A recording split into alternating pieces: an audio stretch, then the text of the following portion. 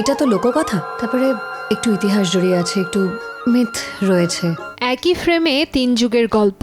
বর্তমানের জমিন খুঁড়ে 16 শতকের গৌরাঙ্গের জীবনভিত্তিক গল্পের প্রতিচ্ছায়ায় উঠে এসেছে 19বিংশ শতকের নটি বিনোদিনীর আত্মকাহিনী। 25 ডিসেম্বর মুক্তি পেয়েছে সৃজিত মুখার্জি পরিচালিত লহ গৌরাঙ্গের নামরে। এর মধ্যেই সিনেমাটি বেশ সাড়া ফেলেছে দর্শক মহলে।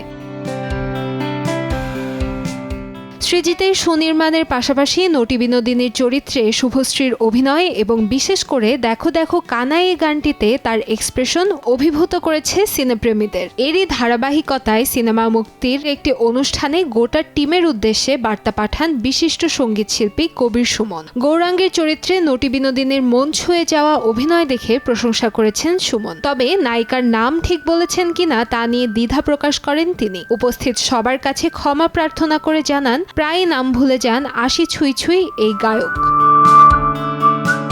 কবির সুমনের এমন আন্তরিক প্রশংসা পেয়ে আবেগ আপ্লুত হয়ে পড়েন শুভশ্রী এবং জানান এই প্রশংসা শুধু তার একার নয়, সম্মিলিত প্রচেষ্টারই ফল। উল্লেখ্য, এই সিনেমাটির একটি বিশেষ অংশে যুক্ত করা হয়েছে কবির সুমনের জনপ্রিয় গান সে চলে গেলেও। কান্তাময়ী স্নেহা, সময় সংবাদ।